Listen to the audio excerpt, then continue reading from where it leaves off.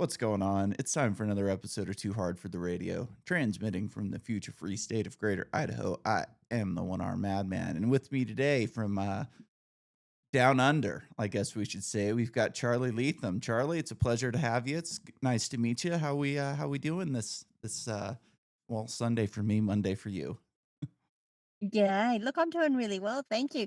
And I'm really impressed that you haven't sort of taken my image and turned it upside down to say I'm from the land down under, because I've had people do that on me before. Oh, So, I wouldn't have thought of that. I'm not not that talented with technology. That's not something I would know how to do. no, I'm really good. I'm really, really pleased to be here. Thank you so Excellent. much. Good. No, I'm excited to talk with you. So I guess we'll start off with this is one of the things that kind of drew me to your profile was you said that you raced dirt bikes when you were growing up. So how did you get into that? How long did it last? How did tell me about it. Okay, so racing dirt bikes, my goodness, that was, I started that when I was about 14 and a half, and I raced till I was about 20, 21. And I raced anything from, well, I started with flat track, started on 80s, two stroke 80s. I raced two stroke 80, four stroke 80. I rode a sidecar with my brother. I ended up on a 125. Yeah, and I kind of traveled the east coast of Australia doing a lot of those sorts of things. Lots of races in Canberra, which is where I grew up. We'd race every weekend, basically, and every 4 weeks I'd have to strip my bike down and rebuild it so that the piston and the rings wouldn't blow the cylinders, and Yeah. we'd need a new motor. So how did I get into it? My dad. That's typically My how we dad. all get into it, right? Is our dads are into dirt bikes and they teach us how to do it. Yeah, I had a similar story. My dad had me riding dirt bikes when I was about 4, but I didn't get into racing until I was about 14, about the same age as you, and had a couple races on 80s, and then got into 125s and 254 strokes, and yeah, did it Yeah, like until about my I'm a mid-20s whole and then kind of washed out of trying to become a professional and got heavily into drugs, but that's a different story for a different podcast, but, there's so much you learn from, working on bikes, and one of the things that I think is underappreciated about dirt bike racing is that it's a family sport. It's not something that you can just Yes. go do on your own, It's like you can go and play basketball with your friends or you can go play football.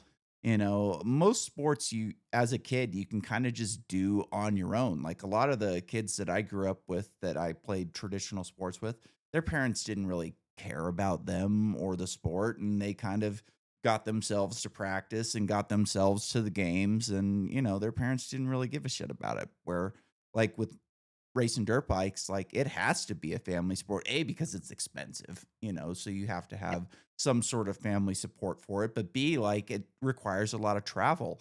It's not like for me anyways, like where I grew up in California, the nearest track to us was like 4 hours, so you had to drive a decent chunk just to get there. And we ended up getting a motorhome and we had a trailer and we just all kind of pack into the motorhome and go hit the track for the weekend.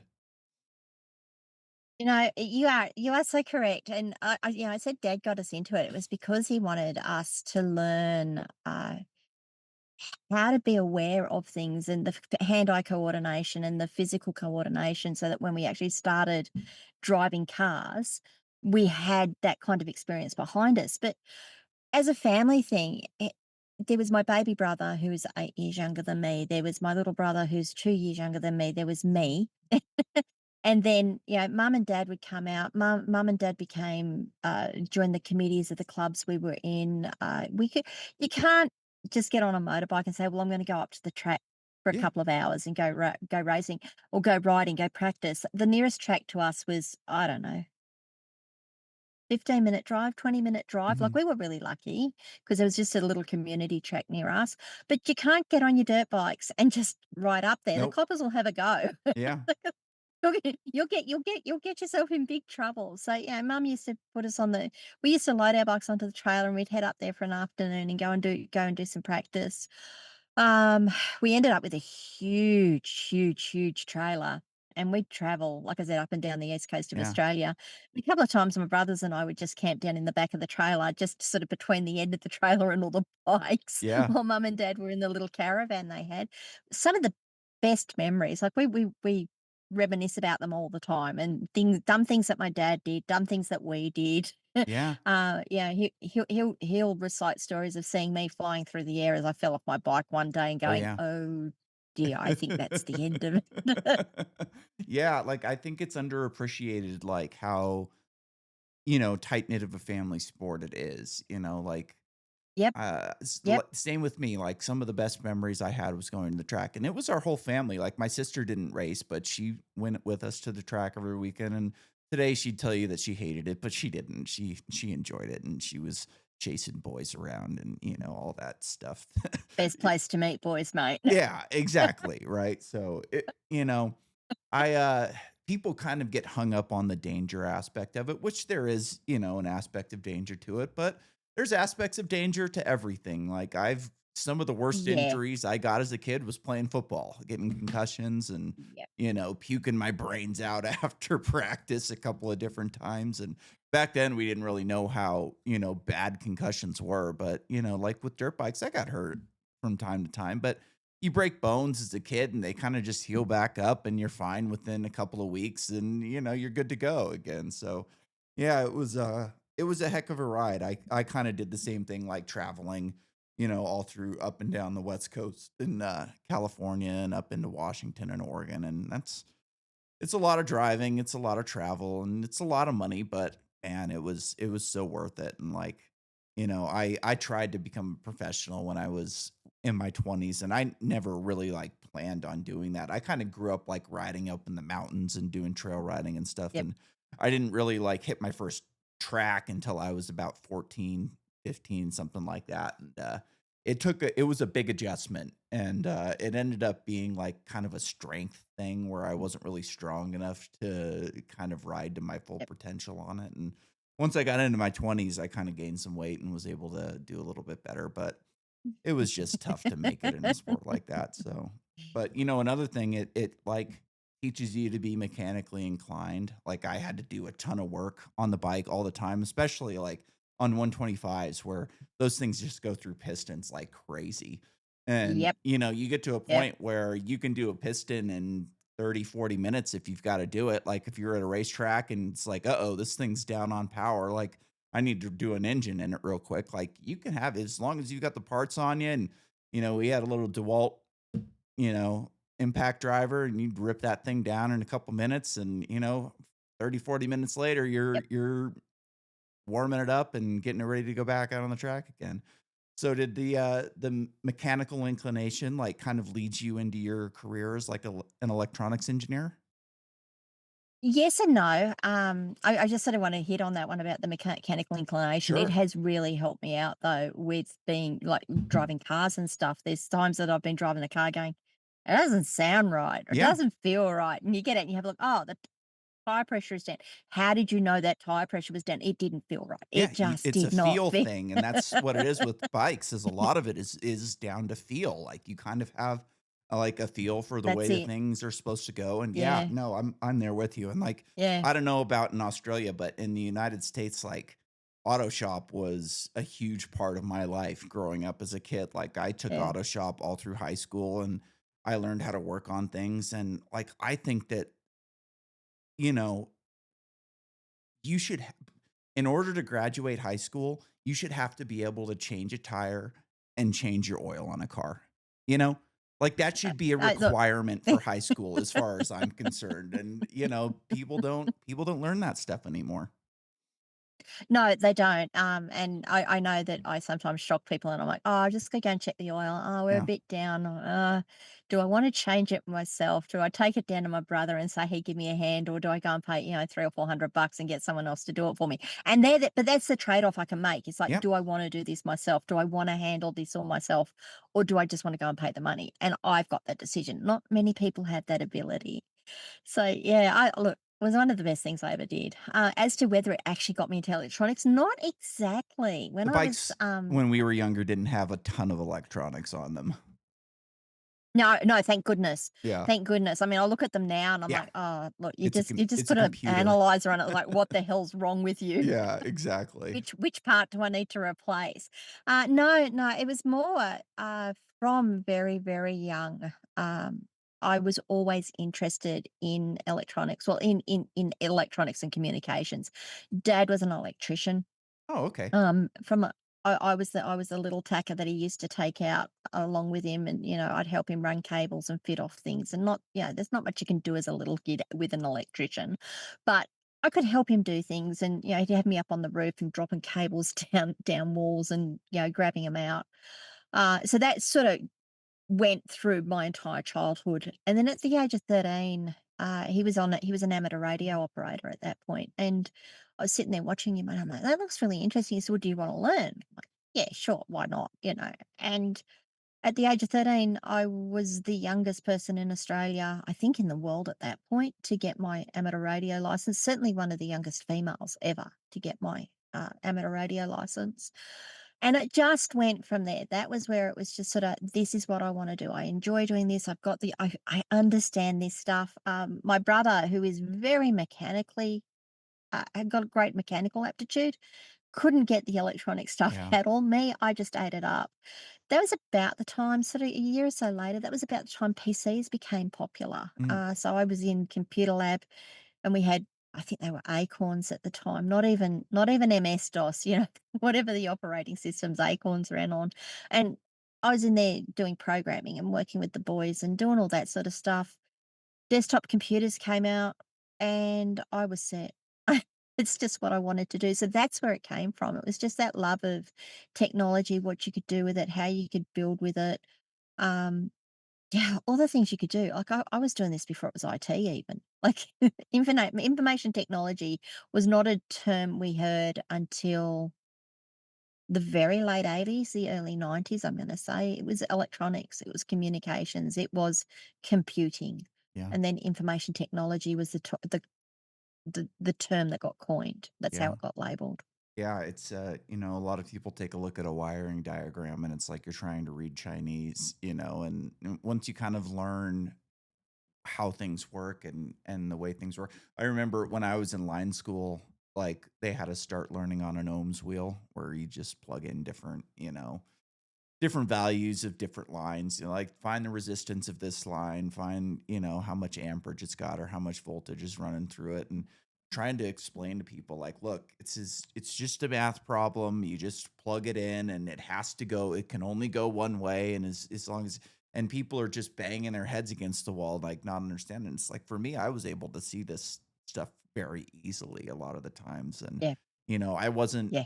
by the time I got into line work, I was 30 years old, so I wasn't the most physically gifted guy in the school at that point. So a lot of the guys were right out of the military, so they were able to kind of outwork me in some ways. But I'd look at a diagram, or they'd ask, "Well, so what? Where? When you're doing this line, how would you do this? Why would you do this?" And I mean, "Oh, you do this, that, and this," because I kind of just see how it worked, and I think it's a gift for a lot of people that where you can just kind of understand the way things work, and, it seems like you were one of those.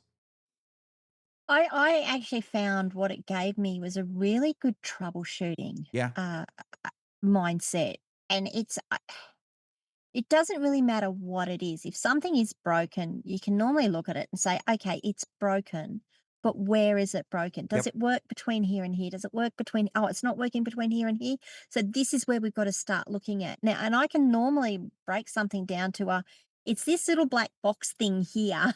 Now, Mhm. how are we going to fix that? Is that something I can fix? Is it something I need to go and get some help to fix? But I can bring it right the way down, which means when I go in and talk to people and say, "It's not working and I think it's here," and they go, "Oh, we'll just go through all the troubleshooting." You say, "Okay," and then they go back and they go, "You were right." I'm like, "Yeah, I know. Yeah, right? I I did this." Um, but yeah, look, it's a mindset thing. I think also it's a matter of you don't get daunted by it. You look at it and you think, "This is something I don't know." But the point is, there's lots of things I don't know. You just don't know what you don't know. So it's, "Oh, is this something I can learn about, or is this something that I actually need to hand off to someone?" It Yep. a lot of it just makes sense. Yep. And I know people say to me, "How did you work that out?" I'm like, I just looked at it and went, Yeah. "Well, if it was here, it would be here, and if I was doing this, it would be this."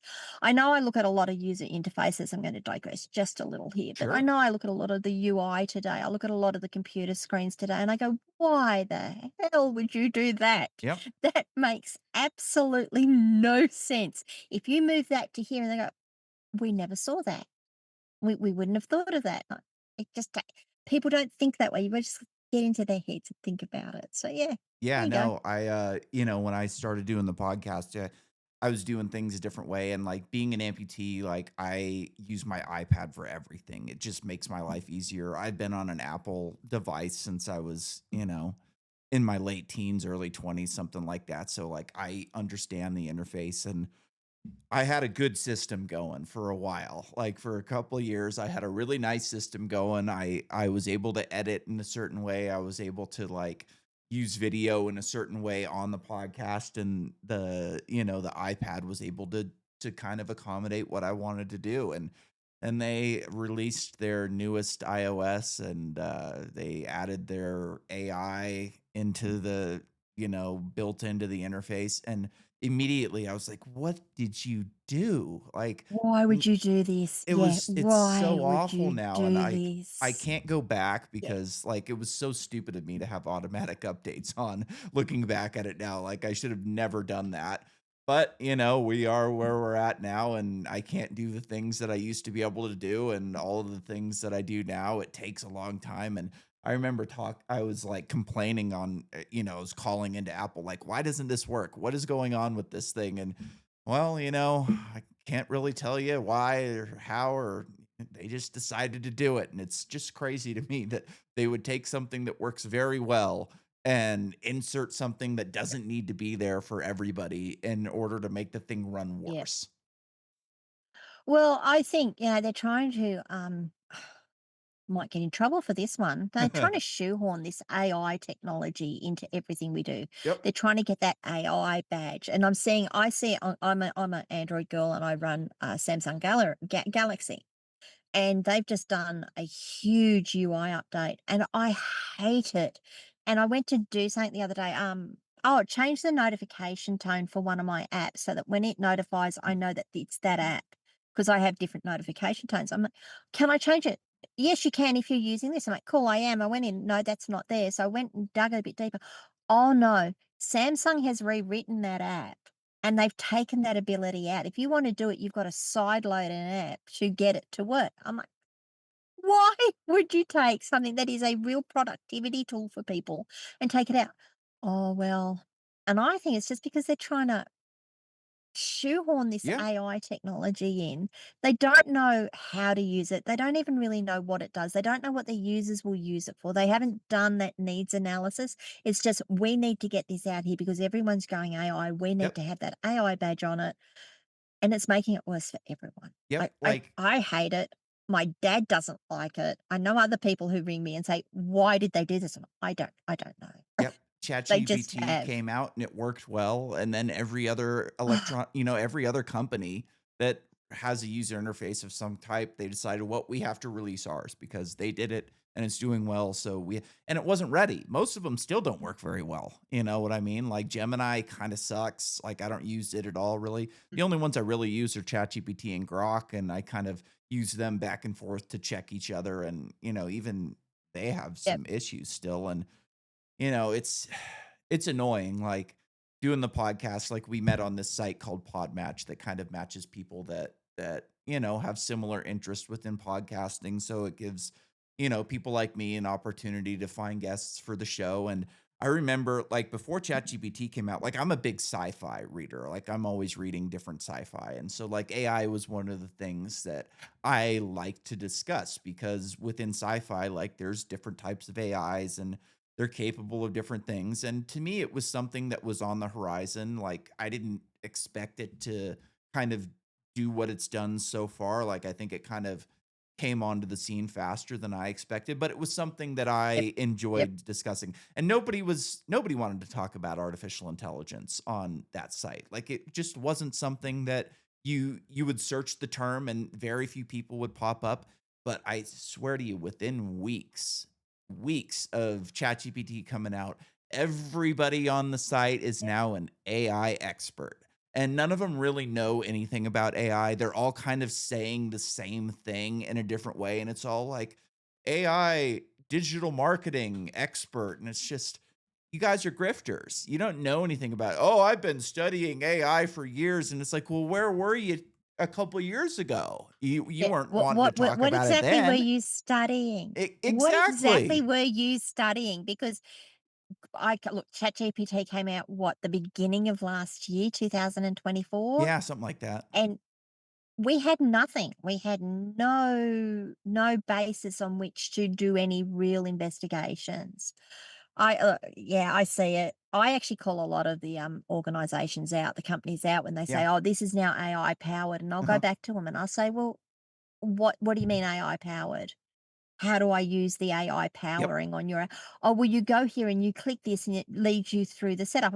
So it's a wizard. Mhm. You've just renamed your wizard to be AI powered because it's not doing anything different. It's not actually adding anything to it. It's just walking you through a series of steps. That's not AI powered. That's just a wizard. That's just you defining your process. Yep. Have you found ChatGPT's got dumber Yeah. lately? Oh, absolutely. Like, I was having a conversation with it last night, and it ended up, like, just giving me some ridiculous answer where it was like I was kind of complaining about the Washington Post. Like, the Washington Post put out this story where they were complaining about the Trump administration, like, going at the drug cartels, which, like, I don't really care about that, but I look at that Yep. and I go, "Well, wait a minute. The Washington Post has pushed every war for the past, like, 30 years, so why are they so freaked out about this?" And it's like, "I'm sorry, I can't help you, you know, have an opinion on a news site or so." I don't remember exactly what it said, but it was like, "Wait a minute, Yeah. like, Yeah. what are you talking about?" It's got its safeguards in place. Yeah. Yeah, Yeah. it Well, was look. something, and it drives me nuts, and, like, being from the energy industry, like, I know how these things kind of work. They require a ton of energy to run through these models. And I don't know about Australia, but in the United States, like, we are in dire, dire need of an infrastructure rebuild. Like, we have just crumbling infrastructure. Our power lines, like the power lines out in front of my house, the poles are from the 70s. The lines are still copper. We don't have the workforce to, like, re rebuild the existing infrastructure, let alone expand our infrastructure in any significant way. And they've just made it so hard to, like, build a power plant in this country. It's hard to build a gas plant. It's really, really hard to build a nuclear plant. And, in the even in, like, back into the 50s and 60s, we were building thousands to hundreds of thousands of miles of power lines per year. And in 2024, we built 350 miles of lines in this country. And, like, when I was in line school, they told us, like, this is one of the biggest, like, catastrophes in this country right now is that we are running out of people that are willing to do line work. Like, 50% of the industry is within 10 years of retirement, and that number's just gotten even worse because, every high school guidance counselor and teacher is telling every kid in this country Go to that uni. you have to Go go to to uni. college, otherwise you're gonna, break your back working manual labor, and you're gonna be a loser, and blah, blah, blah. And now all of these people that are Gee, going that's to such a college, bad thing. it's horrible. Like, a lot of them are driving DoorDash with their ridiculous degrees that they can't do anything with. They're driving DoorDash, or Yep. they're working at Starbucks, or working for Amazon, and they've wasted all of this time and all of this money where they could have gotten a trade and kind of gotten, like, had a life. I remember I was buying a phone. This was like 2 years ago now, and the kid working there, he was just, for lack of a better term, retarded. Not, like, mentally, but just was not capable of doing the job. Like, it was overwhelming to him. He couldn't figure it out. I was in there for hours, multiple times, trying to figure out this phone problem that we were having with this new phone. And finally, like, when I finally got out of there, I was like, "Hey, kid, dude, you need to quit this job and go get a job digging ditches for a couple years. Like, go Absolutely. go get a construction Yes. job. you're not cut out for this, and he kinda laughed at me in my face, and it was like, "Dude, like, I know you think that construction is beneath you, but, like, this Oh, is not working out for you, and you might struggle for a couple years, but it'd be good for you. Just go get a job working construction or something, like, you'll be happier. Like, I know you don't come home from this job and think like, "Oh, I did something today, and I feel good about myself, and I accomplished something," because you're accomplishing nothing. Like, the company that you work for doesn't care about you. Like, you don't yep, even work for yep, Verizon. You work for a contractor that works for Verizon that, like, they don't care about you. You're not, yep. you're a number to them, and you're accomplishing literally nothing. You're helping somebody get their phone working, like, big whoop. Like, at least, like, when you go and work construction, like, as a lineman, at the end of the day, like, I always enjoyed coming in and when I was an apprentice, I'd come in and be like, "What are we doing today? Why are we doing it? How does this fit into the big picture?" And at the end of the day, it was like I'm doing something. And I worked up in North Dakota in the oil fields, and a lot of people hate oil, but like, that, like, hey, look, I did something that made a difference in people's lives today.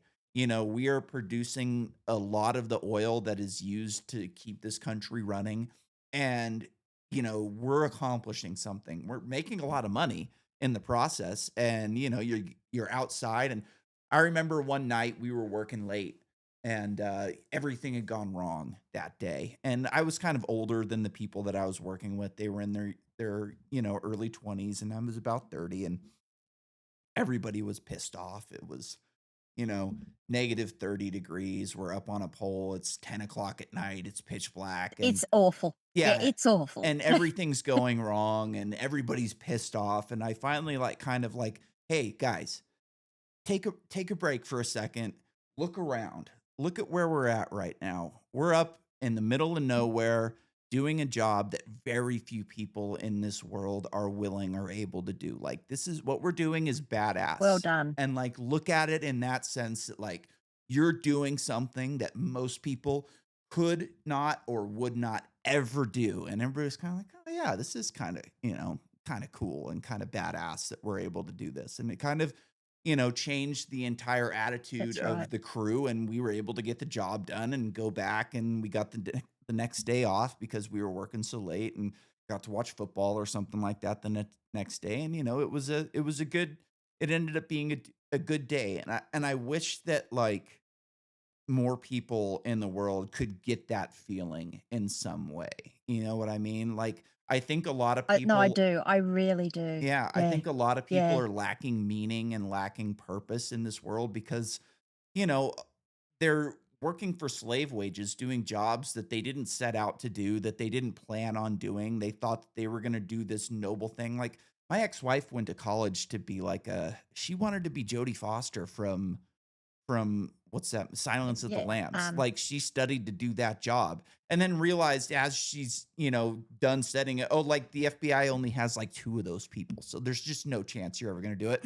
And she ends up being a social worker, which there's just not a lot, like, there's things that you can do, but for a lot of it, it's just pushing paper and kind of it's helping still people rewarding, but yeah, that don't yeah, want your help, that they look at you as a means to an end to get out of the situation that they're in, not as, like, an actual helping hand. Like, somebody that goes to, like, a therapist or something like that, they choose to go, they wanna improve their life, they wanna help their life.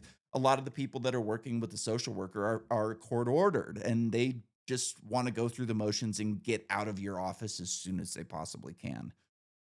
yeah. I mean, it's funny you say it because, so first of all, just on the energy, Yeah.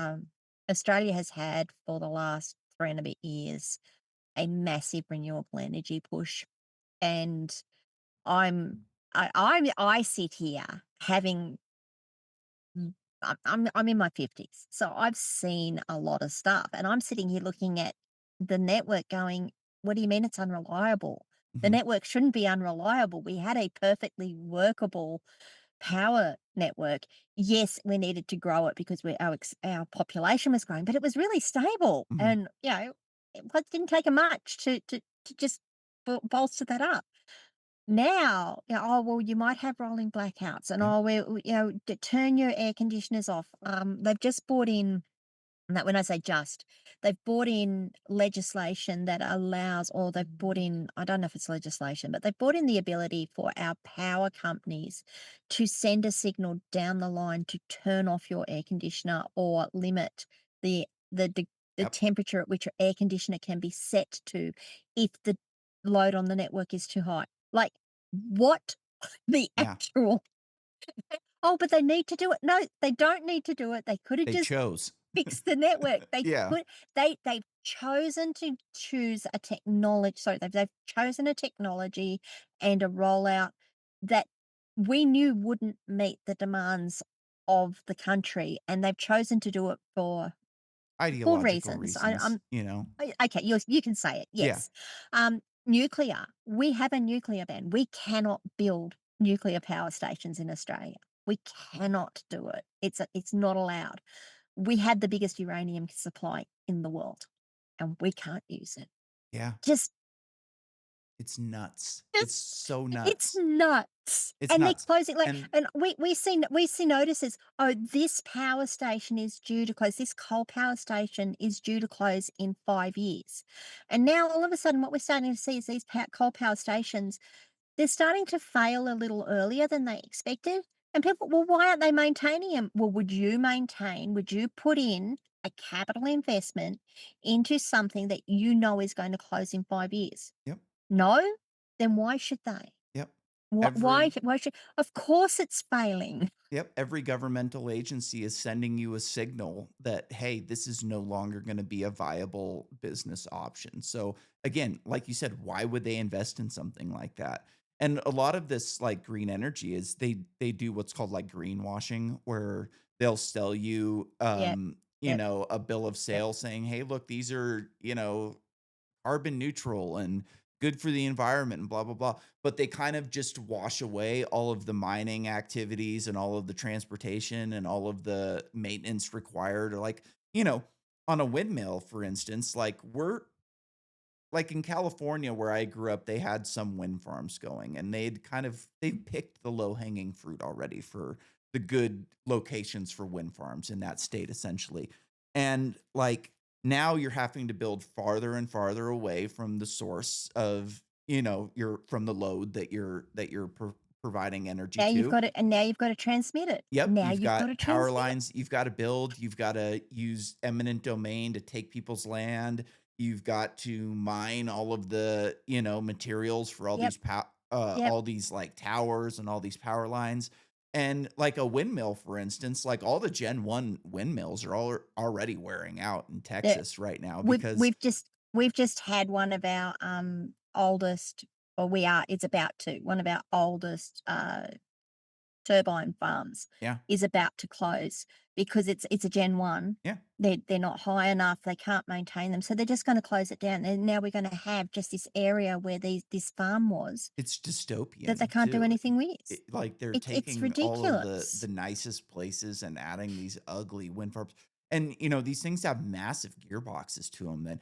like, oh, and kind of the idea with this stuff is it's like, "Oh, well, technology gets better, and over time, they're gonna be more efficient and last longer," and it's like, there's some things that you just can't do that with, you know? One of those Yeah, it is can't get that much more efficient. it's a Yes, massive that's right. gearbox, like, you cannot get rid of the gearbox. In order to get the amount of, like, you know, to get it to 60 hertz, you've gotta take this big, you know, slow moving wind and throw it through a gearbox that speeds things up, and parts wear out. It's just how things That's right. work, you know? Parts wear It's out. physics, man. It's It's physics, physics. exactly, and, you know, kind of the No, I same thing agree. Yeah.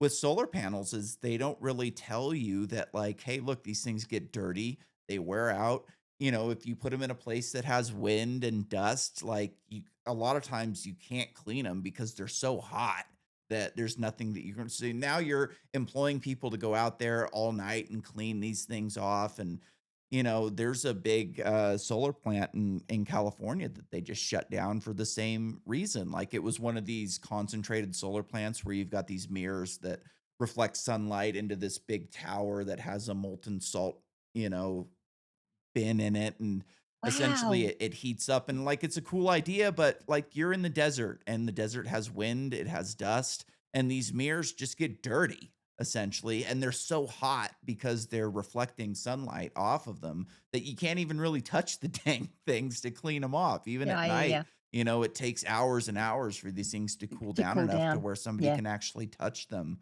and, put some work into them. And so, Pacific Gas and Electric, which Yeah, is you wouldn't have. the company that owned this thing, just decided to get rid of it. Yeah, I mean, it's just such a silly thing to me, and I look at it and I listen to the arguments, and I yeah, I'm a little vocal about it because Mhm. it just doesn't make sense. It's And tough. now, you said this AI push, now they wanna bring AI into the Yep. country, like, well, eh, where? How? Yep. We don't And have yeah. enough energy. And that's kinda how I got onto this energy How? tangent. It was like these things, in order to improve them in the way that you're building them right now requires energy. It's not like you can just have some magic programmer that's gonna figure out like, "Hey, I can make this thing work better with a different operating system or a different line of code or something." Like, in order to train these models in the way that they've been training them in the past requires energy, and that's something that you just can't Yep. snap your fingers and turn on in any Western country at this point. So, like, it's gonna be interesting to see, like, how India and China are able to push this thing forward. Like, I think that Western countries at this point, like, have the best programmers in the world. Um, this is a lot of people don't really like it when I say this, but like we have an ideal of freedom. Right. We grow up in free countries. We're able to Yep. think in different ways than somebody that grows up in a caste system or a communist system is, where you kind of just Yep. follow directions and do what you're told, and you just don't have, it's not that they're not smart, like, India puts out some of the No, smartest that people in the they world. are They're very they're smart, very but some of smart, them are very, very smart. but they're in a box But a lot of the time. They're they're taught not they're not in a they're not box. taught to challenge. They're not taught to Exactly. challenge the line. Whereas, and I think that's a really, really, really good point actually, is that I know that when someone gives me a problem or someone says to me, "This is great," my first question is generally, "Is it really? Yep. Is it really great? Let me go and test it for myself. Let me go and see if I can break this system." Yeah. And then I go, "Oh, this is really good. I really like this." Not, "Oh, I'm going to take your word for it and I'm just going to say, yes, it's really great." My first question is generally, is it really that good? Is it really? Yeah. Or are you just telling me, trying to sell me on it? Because, everyone tries to sell you on it. Yeah. It's gonna be interesting to see what happens. I think that there's gonna be somewhat of like a cold war with, energy and artificial intelligence, where Oh, I think we might be in it. I I think we actually are think we already, might be in where, it. you're going to have your best programmers on one side of the world, and you're going to have your energy availability on the other. And it's like, are you going to cooperate and bring in, people to program and kind of like share this technology? Or are you going to silo it off and say, like, hey, we've got the energy, we're going to do our best to build it before you? Because I would say that as of right now, like China and India have an advantage in this, Cold War, because they've got the energy availability, and, they have the will and you know, the ability to bring on energy in a snap. If In an China instant. decides that Yep. they want to build a power plant here, it's getting built, and it's getting built fast. And Oh, I think they're doing them authoritarianism, in 30 days. yeah, I think they're doing them in, like, 30 days. I think I saw that the other day. yep, I do know that I saw some stats, and I've got to confirm them, but I saw some stats the other day that said China outputs Australia's annual CO2 emissions in 26 days. yeah, I think that makes sense, Like, It's I something, and I just, authoritarianism makes things a lot easier in that aspect, where they decide, we want to build Three Gorges Dam and it's going to wipe out all of these towns. Pack up and move, and they do that around there. Where here in the United States, like if you decide that you want to build a power plant, like we don't have a ton of, space right outside of our cities. Like you have to build further and further away at this point, and you have to build more and more power lines. And we've picked the low hanging fruit as far as like power line placeage is gone and you have to go through private property. And a lot of times, like going through the eminent domain process, which I don't know if you guys have that in Australia, but eminent domain is essentially where you decide that there's a public need for some sort of infrastructure. And if your property is in the way of that public need, then we have the ability to take that property and give you market value for it. And a lot of times it's not really market value. Sometimes it is, but a lot of times you don't really get market value out of it. And you know, most of the time people just kinda give in, especially if it's just a power line where it's like if you've got a pasture of cows and they wanna put a tower on your property, it doesn't really screw with your land all that Okay. much, Yeah, like, you can that's keep okay. it and Yeah. yeah, it kinda works out and you get paid for it, and most people are okay with it, but a lot of times, like, we've got a roundabout right outside of my house that took years and years to build because the guy who they wanted to build it on the property of just said no. And it took years of court battles, and he finally won, and now he has an island of land that they had to, like, build around, and it's like, good for you, you fought the government and you kind of won, but you didn't really win because now you've got this island of You got land that's this kind of horrible yeah, now you've got unusable this in a horrible lot of road ways. around you. Yeah. Yeah. Yep. So, Yeah, no, we do have similar here. We're seeing it, our farmers are dealing with it a lot lately. yeah, I don't know our exact term for it, but we are seeing it. yeah, We're seeing them come in and say, "Oh, we just need to run these transmission towers all the way through your land." And the farmers are saying things like, "Well, sure, but now we can't, crop dust because we can't get the planes in low enough because there's a certain clearance you've got to go over these yeah, things. You can't get your equipment between the towers because they're so big. We can't get our harvesting equipment between. We can't do these things. We can't do those things. It's things that I just don't think people even think about it when they go, we'll just run the yeah. lines through here. It's like you've got to consider all of this stuff that goes with it. Yep. I think that the Yeah. only thing that's really gonna pull us out of this, disaster that we're in is like small modular reactors. I think that's really the answer for the United States, where if you get a company that can put out a small modular reactor that you can set right outside of any town and just kind of integrate into the existing infrastructure, like that's the answer. And luckily we are seeing that as in the States anyways, it doesn't sound like for you guys, but, people are coming around to nuclear energy. Like, the nuclear energy, thing has just been a disaster for so many years, and a lot of the problem is that, like, nuclear's become such a dirty word that any all of our best engineers are going into tech in one way or another. They're building websites, they're building software, now they're going into AI. Where, like, if we had some of our best engineers going into nuclear engineering, we'd have really awesome and I mean, we already have great reactors. There's nothing wrong with the reactors that we have right now, except that they're massive and they take a long time and a lot of money to build to where, like, if we had been, you know, putting some of our best engineers into this for the last 30 or 40 years, we'd have these things downsized to Yes. the point where they could sit Yes.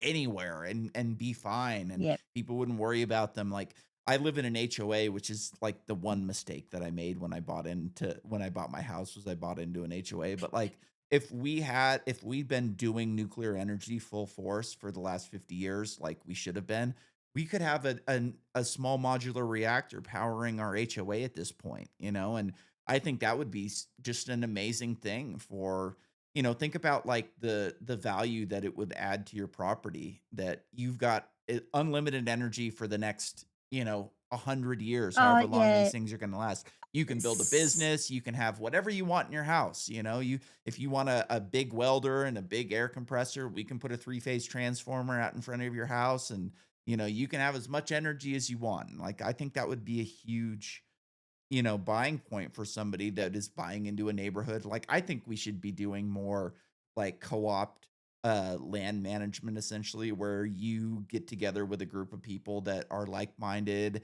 friends, family, and you buy property together and you get 10, 15 families that buy 50 acres together. And then you can buy a reactor and you can have your own community essentially. Like I wish we could do more things like that.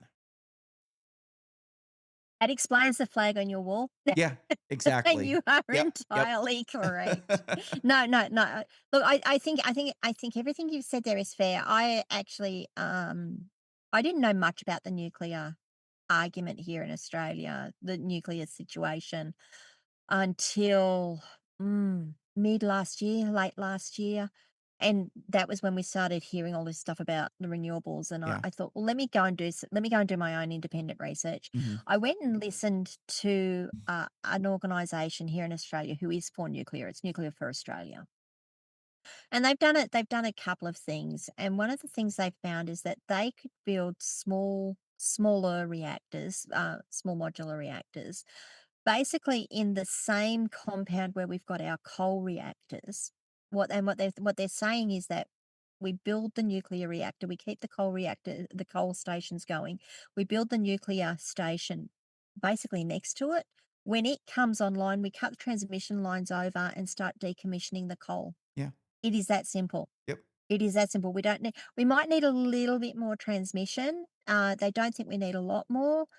We don't really need much more because the land that our power stations sit on is so big Yeah. that you could run up the second station without it impacting anything.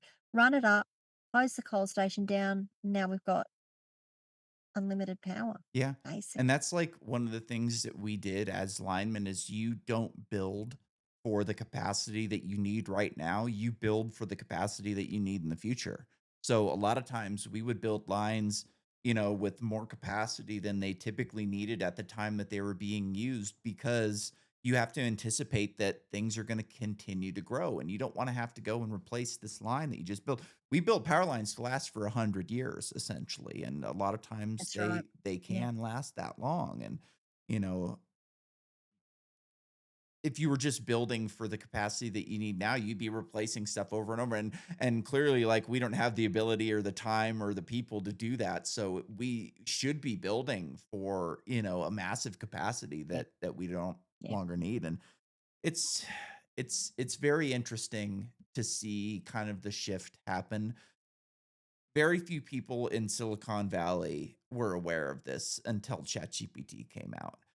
Once ChatGPT came out and they kind of all started wanting to get into AI, they kind of looked at the problem and go, "Oh, well, we need energy for this." And this green energy push is not going Yep. to work for what we wanna do. Like, I remember, I was looking up I read this article, this was a couple years ago. It was, during the Biden administration, and they were saying that they wanted to increase our electrical capacity by 60% before 2030.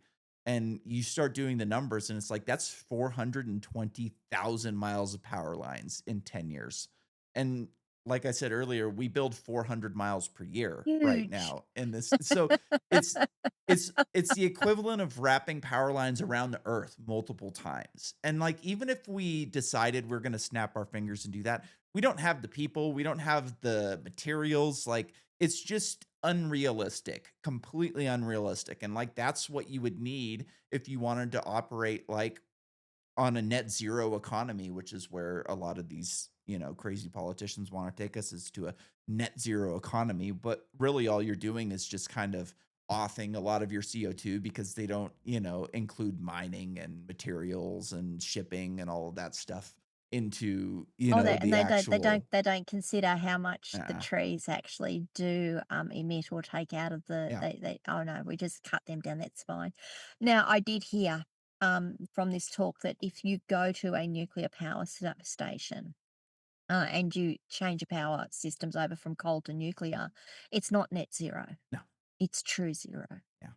It is true zero. You actually can reach 0 emissions Mhm. by doing this, but people don't I don't know why, but people are not interested. Like you said, it's a Yep. dirty word. And they all "Oh, Um, nuclear waste is so dangerous," and nuclear waste is a you horrible term. guys have got a really huge nuclear waste dump over there somewhere, Yeah. and I've seen the, videos, I've seen the documentaries on it. It's amazing, Yeah. and then you take that out. I think it's an 100-year life cycle, half-life, and then once you can take it out and then put it back into the stations, Yep. and the whole idea is that by the time the next generation is coming up, they've now got the next level of they've got the Yep. next supply of energy. So Yep. it's not even that you're taking it out of the earth anymore. You're now just reusing what you've got. Yep, and it's not even waste, it's just fuel that we're not capable of using yet, and like you said, it can kind of, calm down and be able to be used in the same reactors that we're using today when they build, new ones down the line, but they're designing reactors right now to run on this stuff that is too hot That's right. for our current reactors, so it's not even really waste, it's just fuel that we're not capable of using yet. That's right. Yeah. Yeah, it's just where do we store it while we're waiting for it to do its thing, and then yeah. It's I found it really interesting getting into it. I found it really interesting, honestly, just setting aside all my presuppositions and all of the things that I had read and going, "Just give this to me." Yeah, Okay, so I've got this report, this report, this report. I've got 5 reports here that are telling me this one thing and this one here that's debunking all of them. I know what I'm gonna do. yeah, There's 5 people here saying that this is a thing and 1 over here that isn't. I'm not gonna well, I might listen to them and see what they've got, but y 5 to 1, that's a pretty big thing to say, "Yeah, yeah, we shouldn't be dismissing it. We yeah, shouldn't be saying it's dangerous," and all of the rest of it when there are people out there saying, "We don't think it is. We think that this is now just guff, just mud, fear, yeah. uncertainty, and Yep, doubt." it is, absolutely, like I said earlier, I'm a big science fiction reader, and one of the things that always Gonna ask you cracks about that, yeah. yeah, one of the things that always cracks me up is, like, Foundation is one of, like, the best, series of science fiction books of all time, and that book, like, one of the books, like, they go through these crisis points that kind of leads the galactic empire to, going back to the Stone Age, essentially, and one of those crisis points is the inability to make, nuclear reactors anymore. They lose the technology, they lose the know-how, and I always looked at that and was going like, "Hey, look at what's People have written happening about right this. now, People have like, written it's about this is this. happening, like, we're going through it today." They're almost like prophets, right? Yeah, They saw it coming. So yeah. tell me, so first of all, just with the AI, I just also wanted to Sure. just hit on that one a little bit more. I said, have you noticed it's getting dumber? And yeah, part of it is they don't have the energy to be able Mhm. to train it. The other thing is that they're based on large language models. And I think this is what people really don't understand. It takes in all of the information it can find and then disseminates it down into what was the most common answer to this question. This question here, what's the most common answer? With when it first came out, it basically could use anything on the internet because Mhm. people didn't realize what it was doing. And then people said, no, no, you can't use my Yep, information to train your yep, AI. So all of I'm gonna say all of the intelligent information has been siloed off. yep. All of the information has been siloed off. You can't use that anymore. So now it's using things, and I hate to say it, but it's things like Stack Overflow. I do it for a lot of coding problems and a lot of tech problems. Like, okay, how would I write? What would be causing this? Like, give me all of the things, and you get these answers. You're looking like that's not right. And then you realize that it's probably just gone out and got all the Stack Overflow type sites and worked out from those forums, what's the most common answer? And I know for a fact that when you go to Stack Overflow and you ask a question, 9 times out of 10, the answer is going to be wrong. And every now and again, you get that piece of gold. You go, "That's what I need to do," or it's that piece here and that piece here and that piece here. But AI can't do that because there's not that connection between them. Our brains are still doing that for us, and I think that's why we're seeing it becoming a little dumber too, because the information it's getting is growing, but they're also siloing off some of the more critical information that would help that decision process. Now, I'm not saying they shouldn't be siloing off the information. I think people should be protecting their own information and looking after themselves in that Mhm. respect. But it's also a warning to us that don't just trust the AI is going to give you the right answer. It's Yeah. going to give you the right answer it can find based on the information we're feeding it, and it is only as good as the information we're feeding it. Yeah, I'm in the minority where I think that AI is very overblown right now. I think that it's kind of a bubble, and we're seeing it, like, kind of pop in our eyes, just like as you're saying, like, they're getting dumber, the information is getting siloed off, and, like, it's whenever I hear people talking about, "Oh, we're on the verge of super intelligent AI in the singularity," I'm like, "No, we're not. We're not even Oh, close." we're not. No, we're not. We're 100 years minimum away from something like that. A, for the energy, aspect of it, and B, like, it's just gonna take a long time. Like, this isn't a problem that you can just code out, code and all of a sudden this code is gonna take over and build something new. Like, it's not working that way. And like, I don't think we're even near AGI at this point, and I don't think we should be aiming for those things. Like, I think we should be keeping these things very narrow, like tailored to a specific purpose. Yep, Like, I want an yep, agent that is capable of editing my podcast, going yes, through it, like giving me ideas for titles, giving me clips that I can disseminate throughout social yes, media. I want it to be able to go through, open sites that, people post on and say, oh, this would be a good person for your podcast. Here's their information. Reach out to them. Do you want me to do it for you? Like, I want it to do that. I don't care if it knows anything about anything else. All I really want it to do is know about, like, yes. what I am doing and help me specifically with the task that I'm doing. So I think that we should be keeping these things very narrow because, the more you generalize these things, the longer it's going to take to work on things, the more energy it's going to require. Like, they're going to get slower and dumber the more capabilities you add to these things because the compute is just going to take forever, essentially. Look, I agree. There's actually a physicist I've been listening to on YouTube. Her name's Sabine, and I can't pronounce her last name. Happy to share a link to her site, her to her channel, but she says very similar things. Is that the large language model approach, the broad approach? Basically, it's peaked. We're not going to see it go any further.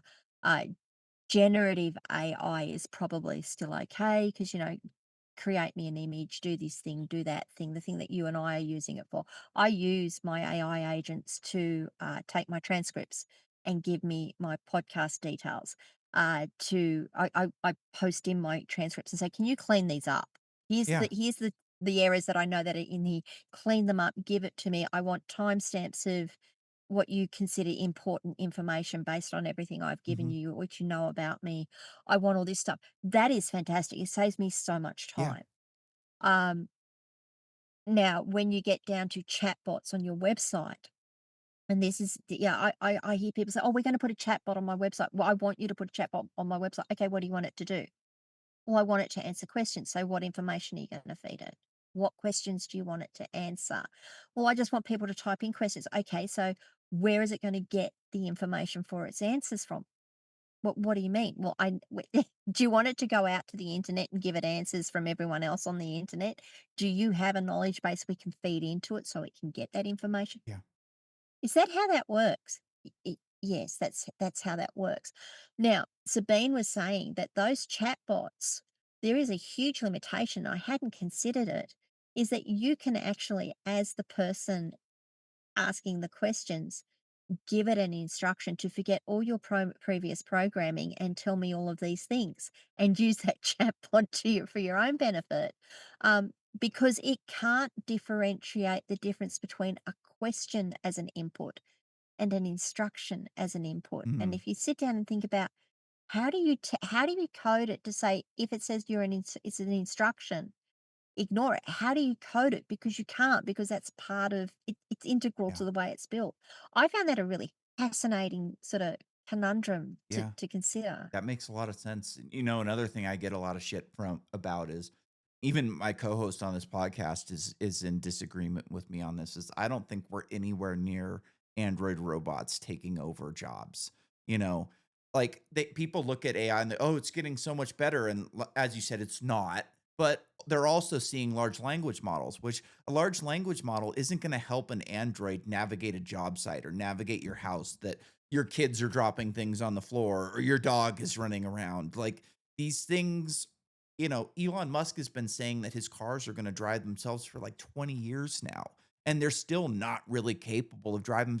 And I mean, a highway is extremely easy to navigate compared to a house or a job site, that's on rough terrain or uneven ground. And like, I don't see these things taking over anytime soon.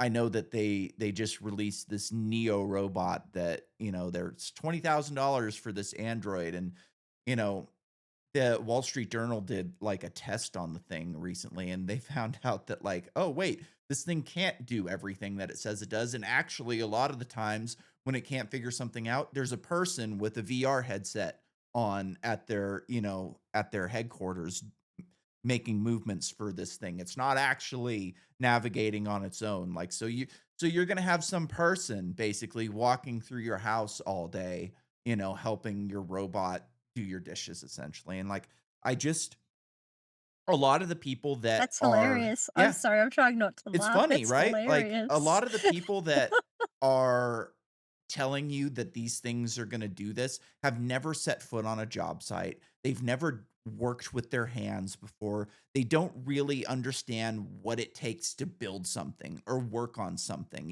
Like, a dirt bike requires fine motor skills to work on the engine parts, to work on just any part of it, essentially, requires fine motor skills, and, like, the human hand is one of nature's most, brilliant inventions, for lack of a better term. Like, the things that the hand can do is incredible. And like, I just don't see these robots being able to do a Yeah, lot of the stuff that they think they're going to be able to do in the near future. Like, I think we're decades away, essentially. Like, show me a car that can navigate from one side of the country to the other on its own through back roads, and not yeah, have any problems. yep, And then maybe I'll say, okay, it's coming in 10 to 15 years. But like I said, a car is an easy vehicle compared to an android body that's walking around. So, like, I have a prosthetic hand, and my prosthetic hand, for lack of a better word, sucks, essentially.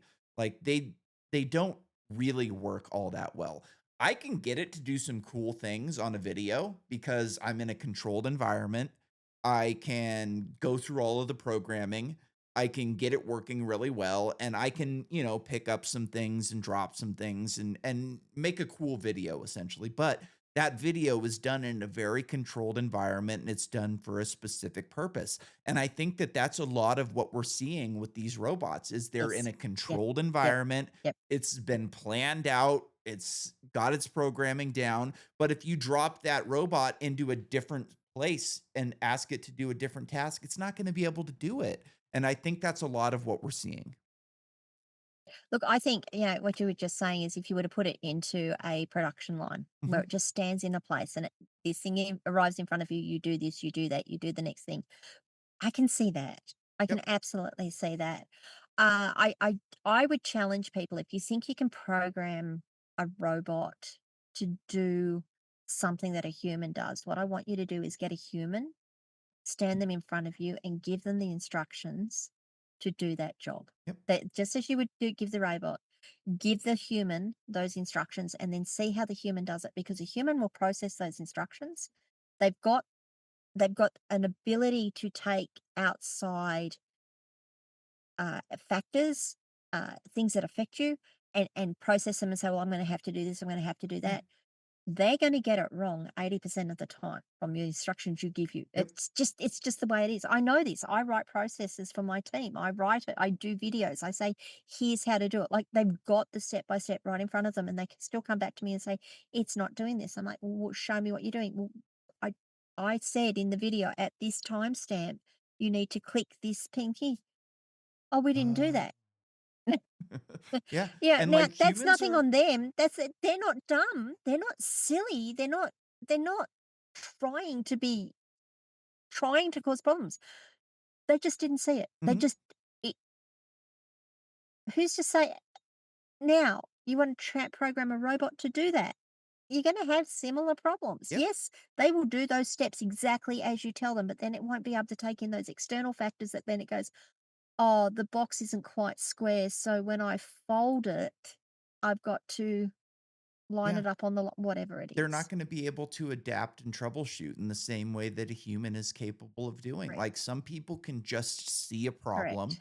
and work out in their mind how to fix it, and a lot of times you do that through trial and error, where these things are going to be programmed for a specific purpose rather than like, "Hey, go figure out a better way to do these things." And a lot of times, like, especially when you're on a job site, things always go wrong essentially when you're working on a job site. Like I've worked on so many line working sites or worked on so many, dirt bike, I've been out on a dirt bike and something goes wrong with the bike and you have to troubleshoot and figure out what's going on. And like when you're programming something's for a specific purpose, follow these directions to a T exactly the way I did it. You're not figuring out a better way to do things. Where like when you put a Oh, human correct. into a specific job, say, "Hey, this is the way you do it."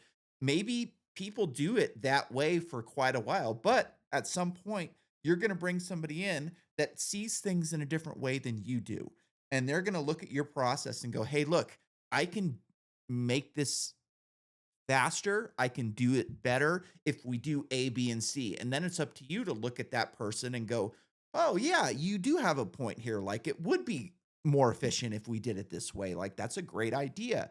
Where a robot is never going to be able to do that. And the more you remove humans from having that ability to look at things and troubleshoot, the more you're just going to run into monotony of these robots doing things a bad way, I think. I think that's really valid. I also think that no, I don't know if I think it. Be cool. It would be cool when they get to that point that they can do it. Yeah. It'd be bloody terrifying. Yeah. It'd be absolutely terrifying Yeah. when they get to that point. I I like, for me, it's just possibilities of what does the future bring for us and what does it mean and, what can we as humans achieve? Yeah. Um, I just I just look at a lot of the guff, I look at a lot of the sales stuff now and I go, "I it's just marketing now." Yep. It's just, Yep. we're on the bandwagon and we've gotta and I like to step off the bandwagon every now and again and have a look around and see what the surroundings Yep. are actually telling me because once you do that, you get a really different perspective on where things are really at. Yep. Well, Charlie, I think we've covered it. This has been great. I forgot to plug my computer in, so I'm down to 2% right now. So I think we should probably cut it off here. Otherwise, the computer's gonna cut it off for me. And I think if I went and got my charger and plugged everything